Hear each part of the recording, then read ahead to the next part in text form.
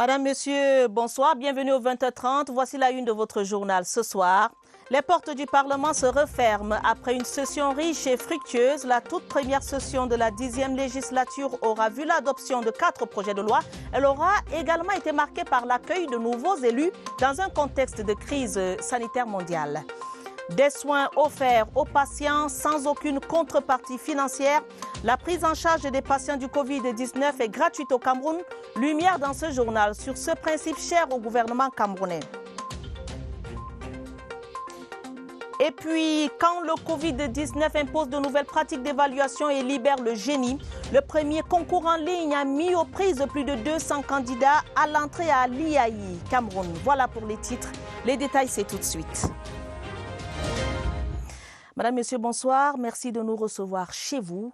La première session ordinaire de l'Assemblée nationale pour l'année législative en cours s'est achevée aujourd'hui. C'était au cours d'une séance plénière présidée par le président de la Chambre, Kavayi Djibril, en présence du Premier ministre Joseph Dione Ngouté et du ministre délégué à la présidence de la République chargé des relations avec les assemblées et d'autres hautes personnalités. La session, qui s'est déroulée dans un contexte de crise sanitaire au Cameroun et dans le monde, a vu l'adoption de 4 projets de loi, dont celui régissant l'activité postale au Cameroun. Voici le compte-rendu de Clarisse Tan. Une phrase qui vaut 1000 mots pour refermer les travaux de la première session ordinaire de l'année législative 2020. Le très honorable Kavayi Djibril a affirmé dès l'entame de son discours de clôture: l'Assemblée nationale du Cameroun vient d'abriter l'une des sessions les plus difficiles, voire les plus éprouvantes de son histoire. C'est une citation. Cette session s'est en effet déroulée dans un contexte où le Covid-19 sème mort et désolation dans les 5 continents. Les élus, par la voix du chef de chambre, très émus, ont honoré la mémoire des citoyens du monde terrassés par cette maladie. Ils saluent les efforts du chef de l'État, Paul Biya, pour barrer la route à la propagation du Covid-19 et félicitent et encouragent le personnel de la santé, tous ordres et grades confondus, qui s'échinent à la tâche au prix de nombreux sacrifices. Le combat visant à vaincre la pandémie n'a pas de couleur politique et doit être mené par tous et chacun. Au terme des travaux, les élus s'expriment. Nous avons été un peu tristes avec cette pandémie. Vivement que cette pandémie s'en aille pour que le pays ne soit pas trop affecté, tant au plan social, économique et autres, pour que la vie reprenne comme elle était. Nous devons saluer ici le génie de l'administration de l'Assemblée qui a pu à la fois faire que les députés respectent les 13 mesures barrières prescrites par le gouvernement, le chef de l'État, mais également faire le travail parlementaire qu'on était appelé à faire. À la fin, tous les députés sortent et aucun député n'est signalé infecté.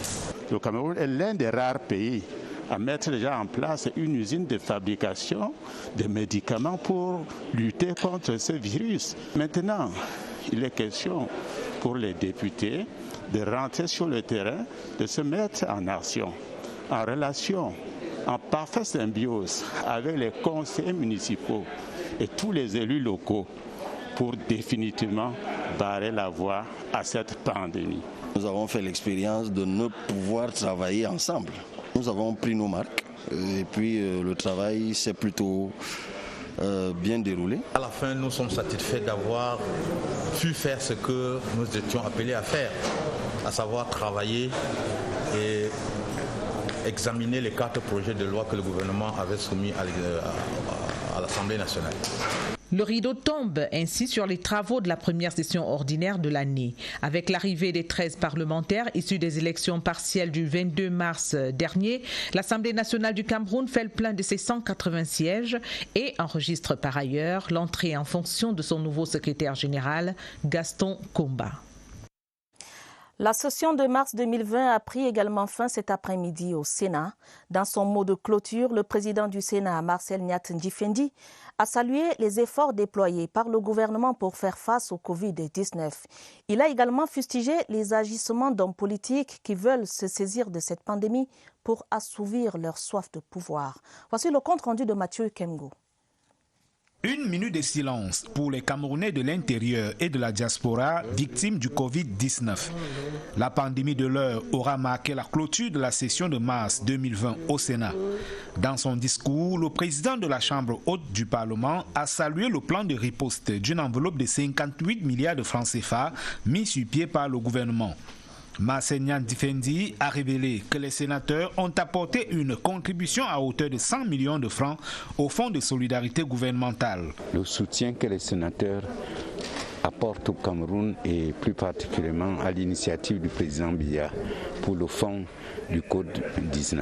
Quel que soit ce qu'on a pu faire, ce qu'on retiendra, c'est que le Sénat a alimenté 100 millions dans cette caisse. Nous sommes engagés à le faire arrêter, à le faire disparaître de notre pays. Le président du Sénat a aussi salué les partenaires qui ont accordé au Cameroun un moratoire sur le remboursement de leurs dettes. Massénian Difendi a aussi condamné ceux qu'il a appelés les esprits égarés et habités par des projets chimériques qui, sous le prétexte de cette crise sanitaire, nourrissent des rêves solitaires d'un chaos ou d'un grand soir. Il a invité tous les Camerounais à être soudés autour du président Paul Biya pour faire face à cette terrible épreuve. Les sénateurs ont été invités à poursuivre le travail de sensibilisation sur le terrain tout en montrant l'importance des 4 projets de loi votés tout au long de cette session. Parlons maintenant de la gestion au Cameroun de la pandémie du Covid-19, notamment en matière de diagnostic et de prise en charge. Le ministre de la Santé publique s'insurgeait cette semaine à travers une lettre circulaire contre des manœuvres peu recommandables, facturation des services liés à l'administration des soins, entre autres.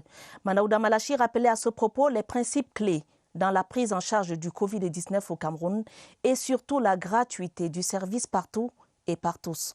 Comment concrètement ce principe de gratuité est appliqué dans les centres de prise en charge? La réponse avec Alvin Giselzé.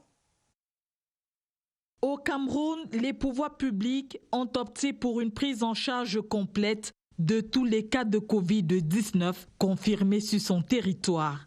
À date, les malades déclarés sont tous passés par là et cette prise en charge se fait selon un processus bien défini.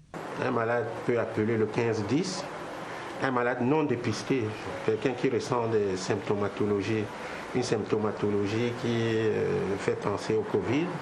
Si c'est une symptomatologie qui est sévère, on prend des dispositions pour qu'une équipe d'intervention rapide descende sur le terrain avec l'ambulance afin de transporter le malade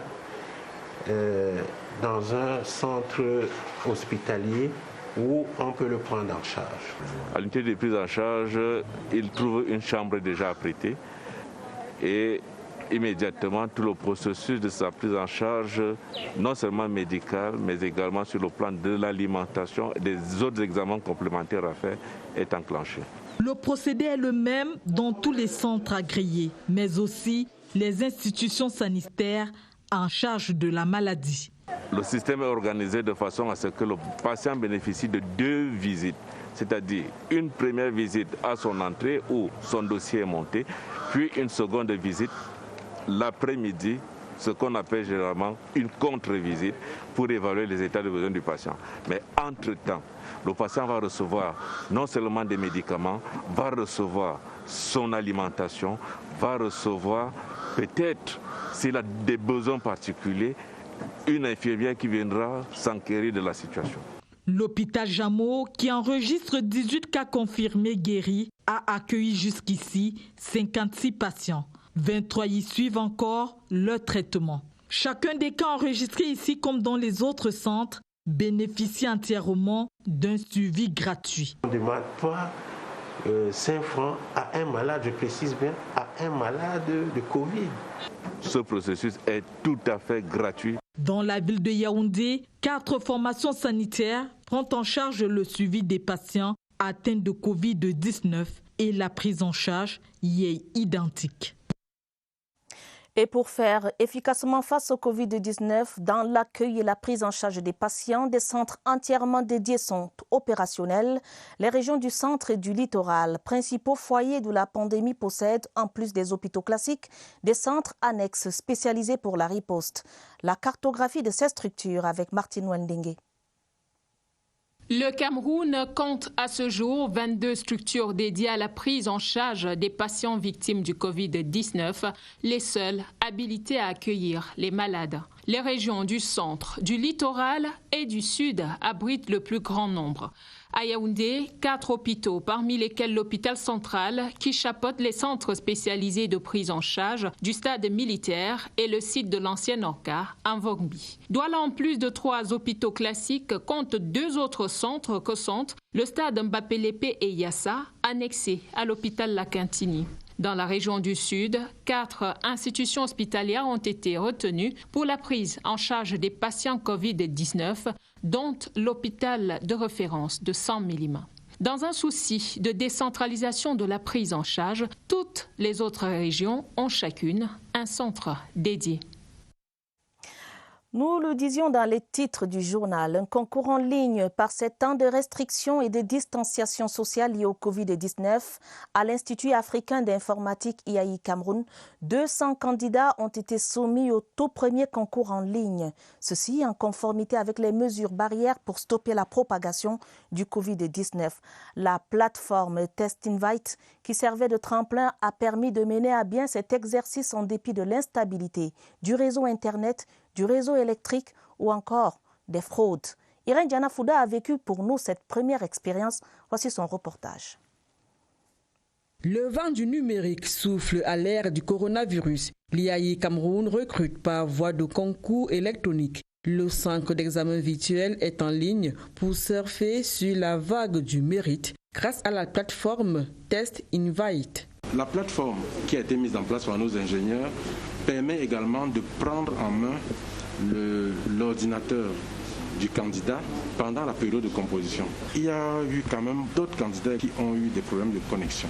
Plusieurs candidats qui composaient à Bertois et qui ont été éjectés de la plateforme du fait de la coupure de l'électricité. Les candidats imprégnés doivent faire bon usage du clavier de l'ordinateur pour télécharger leurs meilleures connaissances afin d'accéder au site de réussite où les notes sont générées automatiquement. Pour un coup d'essai, c'est un coup de maître. J'ai passé les épreuves de culture générale et mathématiques. Donc je patiente encore qu'on lance les tests psychotechniques et autres. Pour ce concours, nous avons eu des candidatures de toutes les régions du Cameroun et au-delà de nos frontières, nous avons des candidats tchadiens, nous avons des candidats qui nous viennent de l'Europe.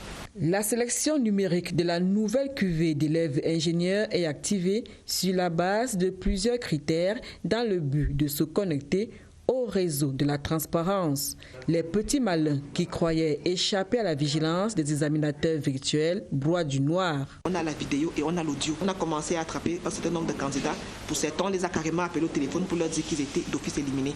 Parce qu'on a eu par exemple un candidat qui avait quelqu'un à côté qui lui soufflait les réponses et on le voyait.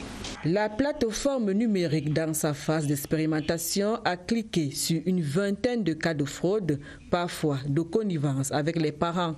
Les auteurs sont éjectés du circuit au moment où le Covid-19 a confiné le campus dans les autoroutes de l'information qui tracent le chemin que les candidats retenus doivent emprunter pour avoir la clé permettant de s'ouvrir au monde de l'économie numérique. Bonne chance à ces candidats.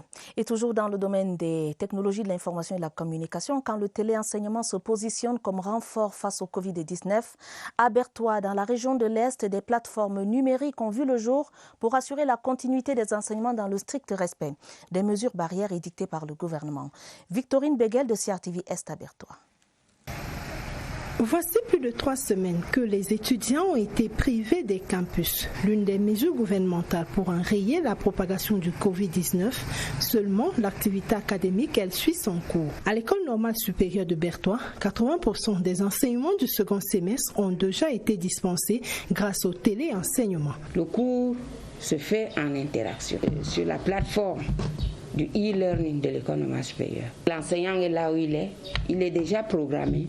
Il connaît ses heures et à cette heure-là, chaque étudiant doit se connecter.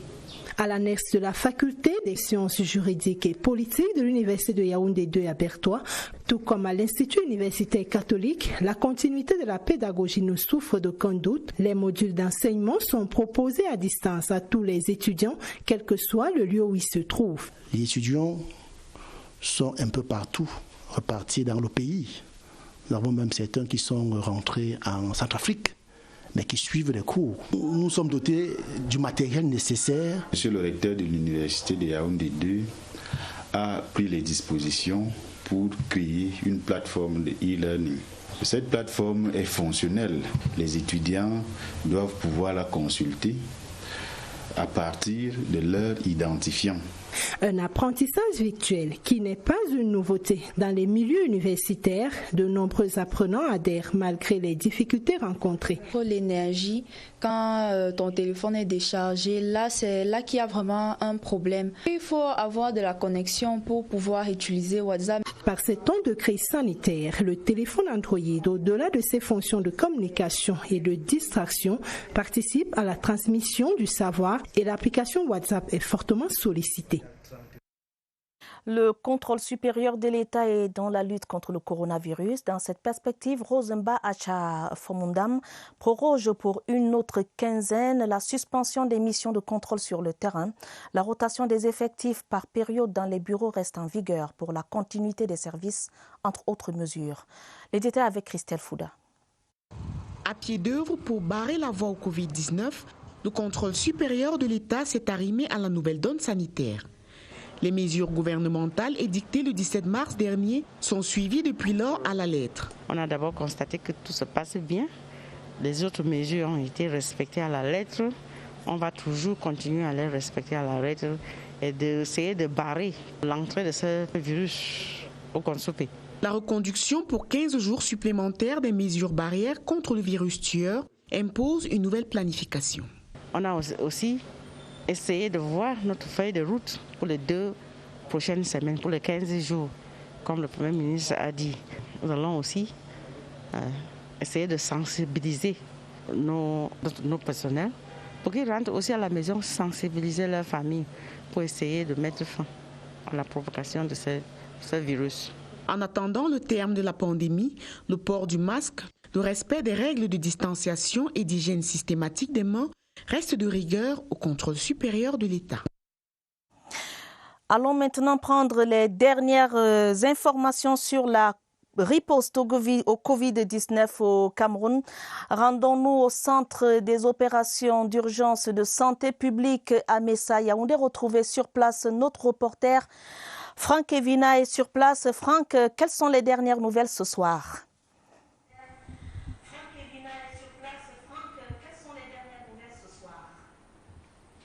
Bonsoir à Tabadine Oumar. Encore des personnes qui ont vaincu la maladie ce samedi. Hier, nous étions à 177 personnes guéries du Covid-19. Ce soir, nous sommes à 260 personnes guéries. Et c'est une bonne nouvelle, tout à l'honneur du personnel médical qui est mobilisé H24 pour sauver des vies. En guise d'invité ce soir, nous avons le plaisir d'accueillir le docteur Marie Ngotonye, médecin de santé publique, avec qui nous allons parler des rapports entre les familles et les patients Covid-19 internés. Bonsoir, docteur. Bonsoir, monsieur Evina. Bonsoir, chers téléspectateurs. Lorsqu'on est patient Covid-19, a-t-on droit à un garde-malade? Non. Lorsque nous sommes atteints du Covid-19, on n'a pas droit au garde-malade. Et il faut noter que dans les différents hôpitaux où nous prenons en charge des malades vivant avec qui ont le Covid-19, même le personnel de ces hôpitaux-là n'ont pas accès au centre d'isolement. Le centre d'isolement est réservé strictement aux personnes ayant été formées et boostées à ces endroits-là. Néanmoins, la liaison entre les malades et la famille est toujours assurée via un personnel de santé. Docteur, du moment où on n'a pas droit à un garde-malade, comment se passe dès lors leur suivi? Le suivi de ces malades, c'est un suivi global. Et c'est pour cela que l'État assure le confort de ces malades. Et il y a des mesures qui sont en train d'être mises en place pour pouvoir assurer beaucoup plus leur loisir. Le suivi est global de ces malades-là. Que mangent-ils et qui fournit à manger? L'alimentation est prise en charge par l'État. L'alimentation est en quantité et en qualité, beaucoup plus une alimentation équilibrée. Néanmoins, pour les malades qui ne veulent pas prendre les repas que l'État leur propose, ils peuvent avoir les repas venant de la famille via toujours un personnel du centre d'isolement. Merci à vous, docteur Marie Ngotonien, médecin de santé publique.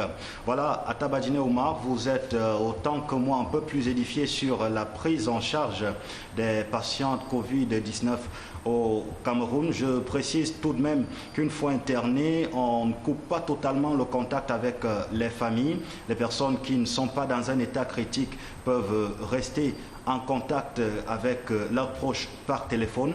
Atta Badine, avant de vous retourner l'antenne, vous avez certainement remarqué l'absence dans le décor des téléconseillers. Eh bien, c'est parce que depuis hier, suite à une panne survenue sur la fibre optique, le numéro 1510 est momentanément suspendu, mais d'autres numéros sont disponibles. À vous, Mbaladou. Merci Franck Evina, merci pour toutes ces informations. Il était très important de savoir que les personnes infectées n'ont pas droit aux gardes-malades et qu'ils bénéficient de toute l'attention du personnel soignant. Merci. Dans la suite du journal, lutte contre le coronavirus, le plan de résilience économique sous-régional porte des fruits. Avec cette bouffée d'oxygène qui vient du G20, les pays de la CEMAC ont reçu un appui évalué à près de 300 milliards de francs CFA rendus disponibles par les institutions de Bretton Woods et celles régionales. Des ressources qui vont booster la riposte anti-Covid-19 en Afrique centrale. Marie-Laurence Senké nous en dit davantage.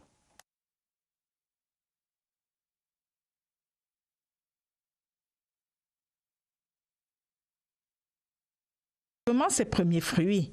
Les pays de la CEMAC bénéficient de plus en plus des décaissements financiers approuvés par les institutions financières internationales et régionales. Les ministres avaient convenu d'adopter une démarche régionale.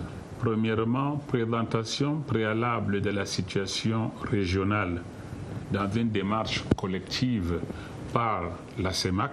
Deuxièmement, négociation au cas par chacun des États membres compte tenu des spécificités de chacun d'entre eux. Au niveau du Fonds monétaire international, les facilités permettant de surmonter les difficultés de la balance de paiement sont fertiles. Parmi ces facilités figurent essentiellement l'instrument de financement rapide, l'IFR, et le Fonds fiduciaire et aménagé d'assistance. 4 pays de la CEMAC ont eu recours à ce fonds, pour un montant total de 271 milliards de francs CFA. Concernant maintenant le fonds fiduciaire ARC, au jour d'aujourd'hui pour la CEMAC, seuls la RCA et le Tchad, pour l'instant, ont été retenus éligibles à cette facilité. Pour ce qui est de la Banque mondiale, elle a mis 21 milliards 595 millions de francs CFA à la disposition de 4 pays de la CEMAC, ceci en vue du renforcement du système bancaire. Les institutions financières sous-régionales et régionales ne sont pas en reste. La BDEAC a disponibilisé 3 milliards de francs CFA, dont 500 millions pour chacun des pays, ceci avant le 28 mars dernier. Lors de la réunion de Brazzaville, les ministres avaient approuvé l'utilisation d'une enveloppe de 90 milliards de francs CFA mise à la disposition de la BDEAC par la BEAC. Les ministres également avaient invité les États à soumettre d'urgence à la BDEAC des dossiers bancables. Il est urgent qu'une assistance financière puisse être apportée aux États membres pour soutenir leurs efforts propres. La BAD a créé un fonds d'urgence doté d'une capacité de 10 milliards de dollars. Les pays de la CEMAC s'organisent pour en bénéficier. Les pays de la CEMAC continuent de suivre leur boussole, qui est le plan de résilience en vue de la victoire face au Covid-19. Les pays de la sous-région Afrique centrale qui verront également leurs transactions monétaires facilitées, et ce, dans un contexte de crise sanitaire. Plus besoin de manipuler donc les espèces. Les opérations électroniques sont désormais interopérables. Un communiqué du gouverneur de la BEAC encourage les opérateurs de téléphonie mobile à plus de flexibilité. Cyril Kingembepe nous en dit plus. Les transferts d'argent entre les 6 pays portés par la Banque des États de l'Afrique centrale, BEAC, n'ont jamais avant été autant faciles. Avoir une carte bancaire, une carte électronique ou un compte mobile accordent les mêmes avantages désormais. L'argent peut passer d'une des solutions à l'autre. Autre avantage, un opérateur mobile pour un abonné X ne réduit pas ses transactions envers son destinataire Y chez un autre opérateur. En clair, écrit le gouverneur de la BEAC, les opérations électroniques sont désormais interopérables en zone CEMAC. Abbas Mahamat Toli précise que ces opérations se feront à des coûts relativement moindres et sans avoir à se déplacer ni à manipuler des espèces. La Banque centrale jette ainsi ses efforts dans le combat contre le Covid-19. Les experts en questions financières saluent l'initiative qui vient révolutionner les opérations financières entre ces États au moment où l'on parle de la libre circulation des hommes et des biens. Seulement, ils souhaitent que toutes les lourdeurs soient allégées pour que les commerces d'une part et les paiements d'autre part soient moins contraignants. Les chefs d'entreprise et la mairie de la ville de Douala sont solidaires pour rompre la chaîne de transmission du coronavirus.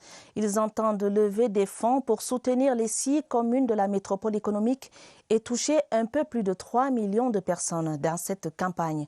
Aboubakar Abo de CRTV Littoral pour les détails. Effort commun pour la cause commune, 75 millions, 50 millions et 30 millions de francs CFA, telles sont les contributions attendues des entreprises de la capitale économique selon leur capacité de production. L'accord de principe est donné pour une symphonie conjuratoire à la pandémie du Covid-19, toucher 3 millions d'habitants à travers cette synergie d'action.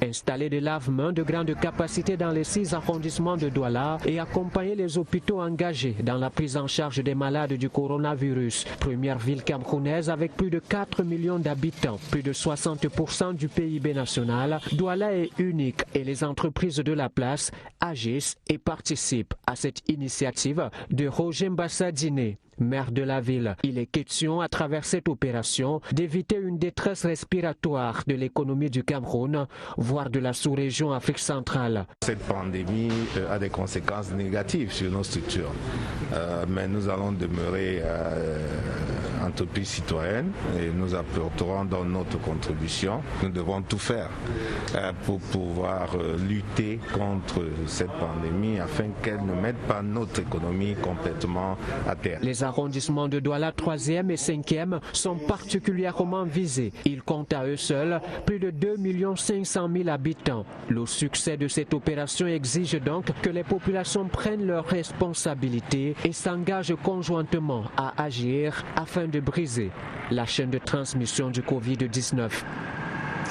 Allons dans la région de l'Adamawa pour évoquer cette solidarité agissante de l'élite de la région Château d'Eau du Cameroun. Le président de la commission départementale de supervision RDPC du Mbéré et le sénateur Souadat Tokalkaba ont remis un important stock de cartons de savon, de masques et autres gants médicaux aux services publics installés dans le dit département.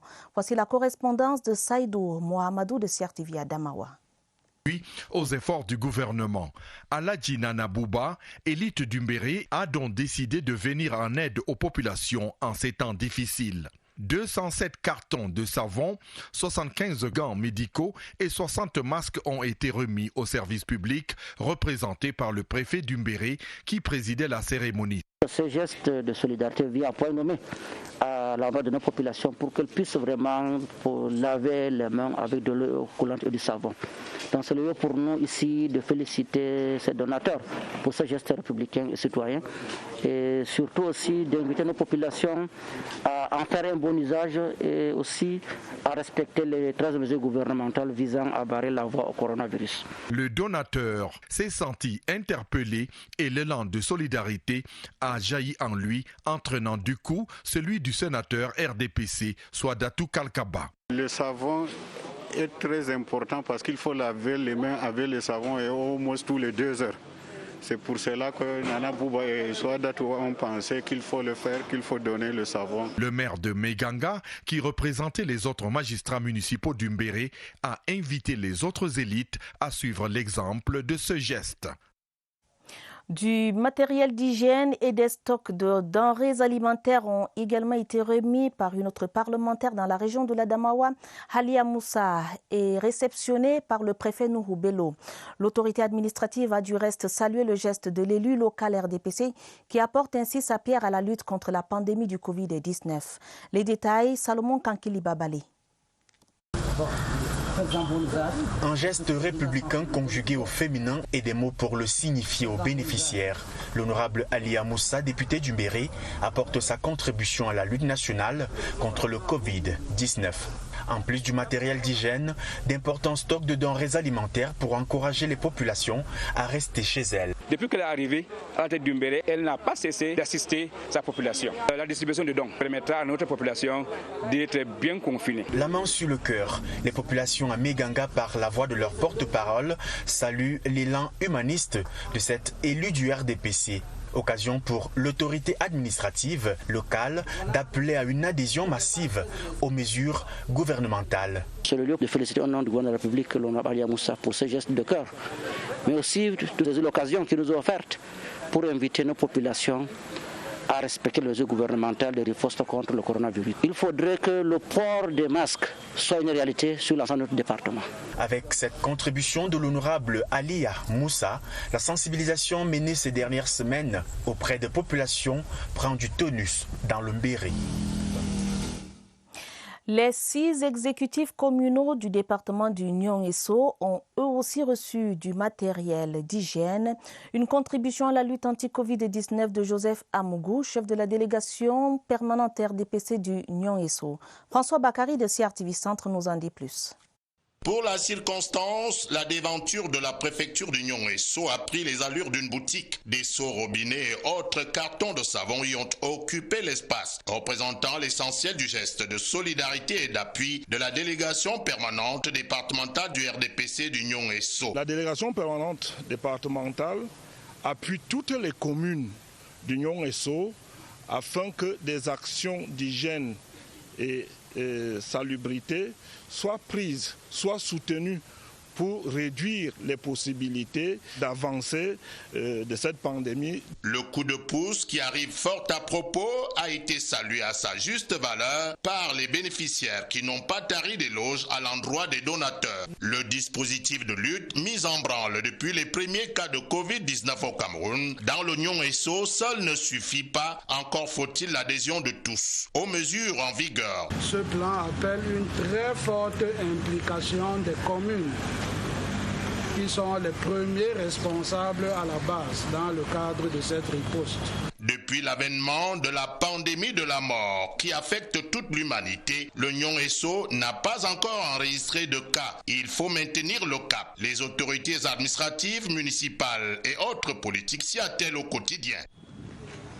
La lutte contre le Covid-19 qui mobilise les élites dans nos localités. À Mundemba, dans la région du sud-ouest, des kits sanitaires ont été distribués aux populations par l'élite.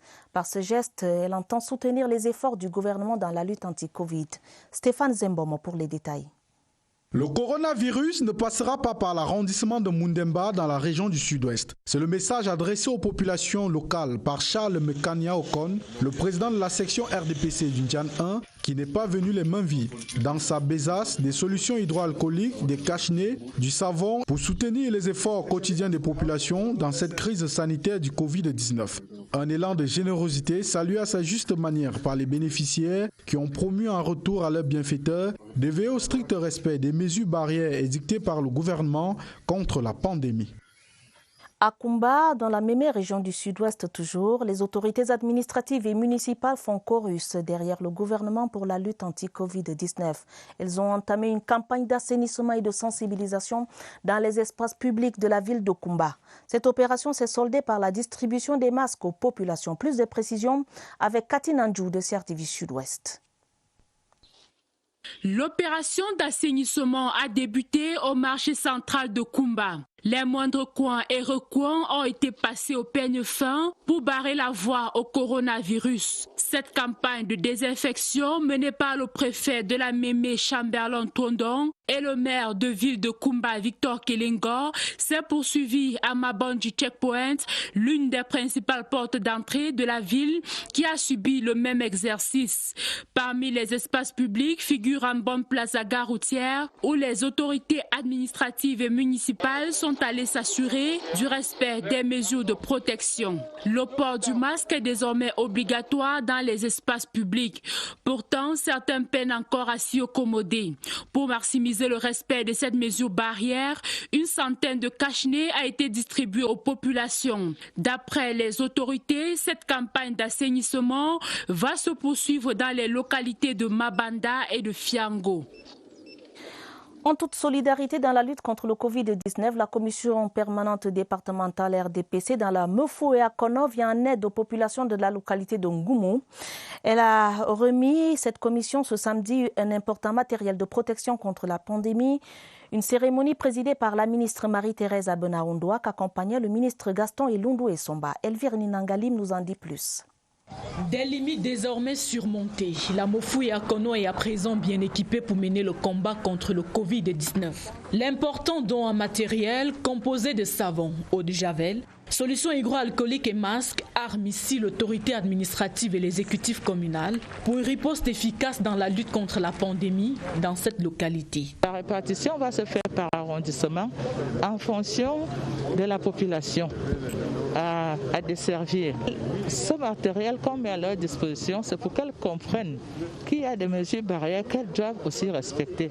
Ces populations disent parfois qu'elles n'ont pas de matériel pour respecter à la lettre. Ramener tout ce matériel à proximité des populations va nous permettre de répartir ça de façon équitable à tous les ménages de la commune. L'exercice de solidarité à l'endroit des populations de la Mefou et Akono est celui de la commission permanente départementale du RDPC. Les 4 arrondissements sont en activité depuis le début de la pandémie. Nous vous apportons donc notre appui à ce travail qui se fait déjà sur le terrain pour manifester la participation de la délégation permanente du comité central. Les soutiens se font au niveau des 4 arrondissements et au niveau départemental. Tous mobilisés pour barrer la voie au coronavirus, la Mefou et Akono ouvre donc la collecte de fonds pour l'élan de solidarité initié par le chef de l'État, Paul Biya. Dans la région du Nord, le député Alioum Fadil rallonge la liste des donateurs dans le cadre de la riposte contre le Covid-19. Il vient de remettre à la population de la Benue-Est, à Lagdo, des kits d'hygiène, de savon et de seaux d'eau. On fait le point tout de suite avec Oumar Oussanda Hayatou de CRTV Nord. Lutter contre le coronavirus est devenu une affaire pour tous les Camerounais, d'où le don offert par le député Benue-Est, Alioum Fadil, aux populations de Lagdo. Constitué de seaux avec accessoires et des morceaux de savon, la cérémonie de remise de cet important kit d'hygiène, accompagnée d'une série de démonstrations, était présidée par le sous-préfet de l'arrondissement de Lagdo, Saïdou Bouba, qui a demandé aux bénéficiaires d'en faire bon usage. Pour le représentant du donateur, le geste de l'honorable Alioum Fadil vise à renforcer les dispositifs de protection et de prévention contre le Covid-19. Les bénéficiaires comptent bien exploiter les matériels reçus. Grâce à ce don, Lagdo est bien armé pour lutter efficacement contre le coronavirus. Les collectivités territoriales décentralisées en ordre de bataille dans la lutte contre le Covid-19, puisque la riposte est globale. La commune d'arrondissement de Kondotiti dans la région du Sud-Ouest est aux côtés des populations avec un important don en matériel essentiel pour la lutte contre ce virus. Les détails avec Alex Kokola. Le Cameroun, comme d'autres pays dans le monde, fait face à la crise sanitaire qui sévit. Seulement, la lutte reste la priorité pour tous. Comme dans cette commune d'arrondissement des Kondotiti, dans le sud-ouest. Tous les moyens sont bons pour limiter la propagation de ce virus ravageur. Ceci est la 3e phase de distribution des kits et de protection de la mairie des Kondotiti. Nous allons les distribuer aux différentes communautés ici à travers les chefs traditionnels. Il s'agit là du savon, du gel hydroalcoolique et du matériel désinfectant. C'est pour une meilleure prise en charge et la meilleure riposte. Et nous allons continuer notre lutte. L'objet ici reste double. D'abord, celui de la sensibilisation des âmes, ensuite de les prévenir sur les mesures adoptées face au coronavirus. Le don de la mairie de Kondotiti est destiné aux différentes unités de commandement traditionnelles, puis acheminé vers les ménages. Puisque la menace est réelle, la riposte s'intensifie dans les collectivités territoriales décentralisées. À Bamenda, dans la région du Nord-Ouest, l'armée camerounaise, déjà sur le front contre les séparatistes, affûte ses armes pour combattre le Covid-19. Une salle d'isolement d'une capacité d'un peu plus de 100 lits est déjà opérationnelle. C'est ce qui ressort de la visite des troupes et des installations par les généraux de brigade Cavalaire et Ekongwese Divine des 5e régions de gendarmerie et militaire. On fait le point avec Augustin Guizana de CRTV Nord-Ouest. En alerte sur le 2e front dans le Nord-Ouest. Le plan de la guerre sanitaire et sécuritaire est passé en revue par les commandants en chef. Premier rassemblement ce vendredi, l'hôpital militaire de Bamenda. Les généraux de brigade Cavalaire et Ekongwese Divine sont venus avec un message du haut commandement. C'est à l'endroit du corps médical et les blessés de la guerre contre les terroristes sécessionnistes. C'est une visite de réconfort pour dire que vous n'êtes pas oubliés, que le haut commandement pense toujours à vous et va vous soutenir pour que vous puissiez recouvrer votre santé. La visite, qui s'accompagne des enveloppes dans les différents pavillons, remonte le moral du personnel soignant et les blessés. Ça va beaucoup nous aider et au nom de tous les camarades, nous lui disons vraiment merci. Deuxième rassemblement, le centre médical de la police. Même exercice. Ici comme ailleurs, la prise en charge des hommes blessés s'accompagne d'un dispositif adapté au contexte des combats anti-Covid-19. La police a disposé dans toutes les unités des seaux pour que les fonctionnaires se lavent les mains avec les savons, les solutions hydroalcooliques et puis les mesures de distanciation sont respectées et nous avons surtout sensibilisé tous nos fonctionnaires. Au niveau militaire, nous avons aménagé un site de quarantaine ayant une capacité de 50 lits. On le voit, l'armée et la police préviennent le coronavirus et les séparatistes. La guerre, c'est maintenant. Nécrologie dans ce journal, Amada Mustafa Forever, le chef du centre de diffusion FMTV de la CRTV à Mora dans la région de l'extrême nord, a été porté en terre cette semaine. À Mora, son village natal, la représentante du directeur général de l'office est allée transmettre à la famille du disparu les condoléances et la compassion de la CRTV. Retour sur cet événement avec Aladji Mustafa de CRTV Extrême Nord. C'est un coup dur pour la CRTV, station régionale de l'extrême nord, qui perd encore l'un de ses vaillants personnels. Amada Mustafa, né le 3 juin 1975 à Mozogo dans le Mayo-Tchanaga, quitte la scène le 15 avril 2020 après avoir consacré 11 ans de sa vie à la Cameroun Radio Television. Un choc et une grande perte pour ses collègues et sa famille. Un petit frère dévoué, sincère. Vraiment, il nous a quittés. Vraiment, nous regrettons amèrement sa disparition. On travaille dans de bonnes conditions. Il n'y a pas de haine entre nous. Tous les jours, il est en train de nous conseiller. Nommé chef de centre de diffusion FMTV de Mora en 2010, Amada Mustafa était un personnel respectueux et dévoué. C'était quelqu'un de très intéressé, qui aimait bien son travail, qui était prêt à prendre beaucoup de risques pour mieux faire son travail. Et aujourd'hui, qu'il s'en va, c'est une grosse perte pour la maison. Le message du directeur général de la CRTV et l'ensemble du personnel de l'office a été transmis à la famille par la chef de station, accompagnée de ses collaborateurs.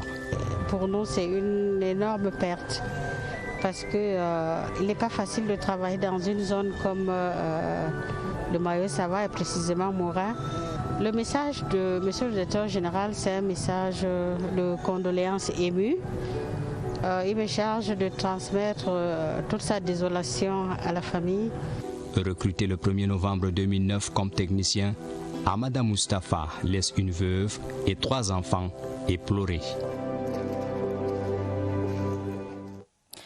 Les condoléances du 20h30 à la famille si durement éprouvée. Avant de refermer ce journal, ce télégramme officiel du président de la République du Cameroun à son Excellence Emerson Mnangagwa, président de la République du Zimbabwe à Harare. Monsieur le Président et chers frères, la célébration de la fête nationale de la République du Zimbabwe le 18 avril m'offre l'agréable opportunité de vous adresser mes vives et chaleureuses félicitations. J'y associe mes vœux de paix et de santé pour le peuple zimbabwéen.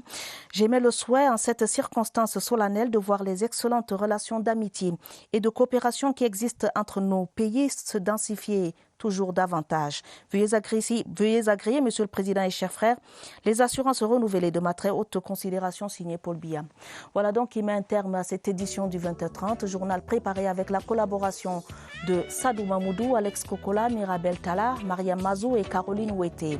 Prochain rendez-vous avec l'information sur cette antenne. Minuit, vous serez en compagnie de Gilbert Onguene et de Georges Marcel Messila. Madame, Messieurs, prenez soin de vous, prenez soin de vos familles, votre fidélité nous honore. Bonne soirée à tous.